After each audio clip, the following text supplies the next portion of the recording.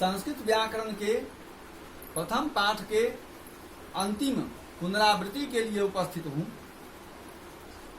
हमारे पुनरावृत्ति का प्रसंग है विसर्ग संधि, जिसके अंतर्गत हमने यह चर्चा कर लिया था कि विसर्ग संधि किसे कहते हैं।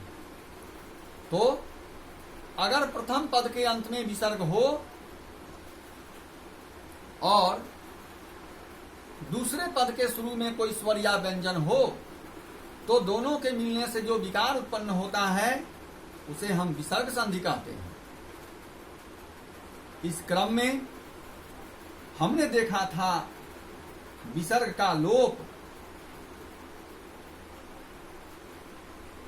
उस लोप में हमने देखा कि यदि प्रथम पद सह या ऐसा हो और दूसरा पद अ से भिन्न कोई स्वर या व्यंजन हो तो विसर्ग का लोप हो जाता है, जिसका उदाहरण है एसह जोर आयाति।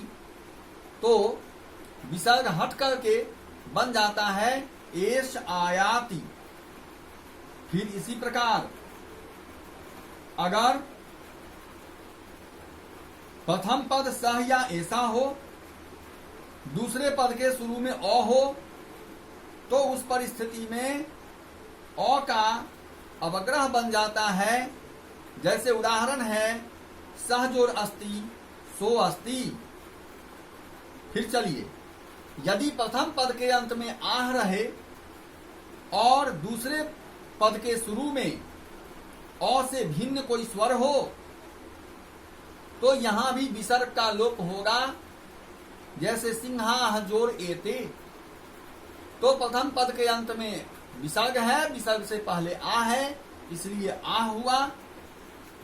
और दूसरे पद के शुरू में है एते, तो ए हुआ।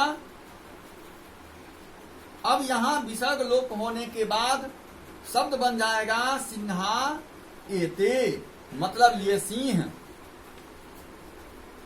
इस कड़ी में हमने आगे अध्ययन किया था उत्तु संधि के बारे में और आपको बता दिया था कि प्रथम पद के अंत में विसर्ग होगा और विसर्ग से पहले अ होगा, मतलब अह। जैसे बालह, जैसे रामः, जैसे पुरुषः। अब देखिए, उत्तु संधि के अंतर्गत विसर्ग का परिवर्तन उ में होता है और विसर्ग से पहले जो अ है, ये अ अपने बाद वाले उ के साथ मिलकर ओ हो जाता है। अब दूसरे पद के शुरू में अ रहता है, तो वह अ अवग्रह एस जैसा चिन्ह बन जाता है। उदाहरण है बालह जोर अयम बालोयम। इसके बाद हमने रत्तु संधि देखा था। रत्तु संधि में हमने कहा था कि प्रथम पद के अंत में विसर्ग हो और विसर्ग से पहले अ से अलग कोई दूसरा अक्षर हो, कोई दूसरा स्वर हो। उदाहरण है मुनि भी। अब ध्यान दीजिए कि मुनि भी अंत में विसर्ग है और विसर्ग से पहले हर्ष ई है और दूसरे पद के शुरू में आ है, तो विसर्ग का परिवर्तन र में होगा। तो शब्द बन जाएगा मुनि भीर आगतम। पूरा शब्द बनेगा मुनि भीरागतम। जैसे दूसरा उदाहरण लीजिए, गौ जोर अयम। तो फिर विसर्ग को हटाइए और विसर्ग के स्थान पर र दीजिए, तो बन गया गौर। और अयम को जोड़िए तो गौर अयम।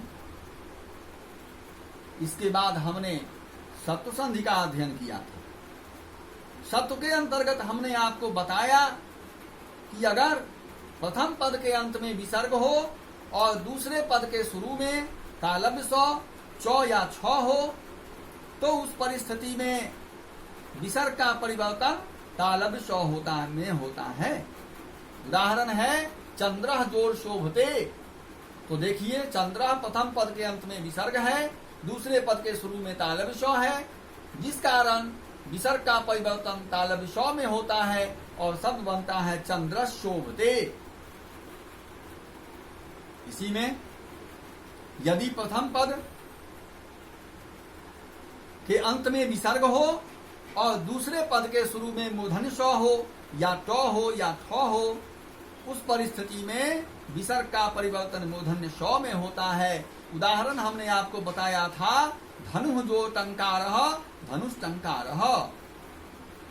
इसी प्रकार अगर प्रथम पद के अंत में विसर्ग हो और दूसरे पद के शुरू में दंत स या ट या थ हो, तो ऐसी स्थिति में विसर्ग का परिवर्तन भी दंत स में होता है। उदाहरण है कह जो तावत कस्तावत। तो इस प्रकार हमने विसर्ग संधि का लोप, सत्व, रत्व और उत्व का रिवीजन कर लिया। अब अगले दिन हम किसी अगले पाठ के लिए इसके साथ उपस्थित होंगे। That's all.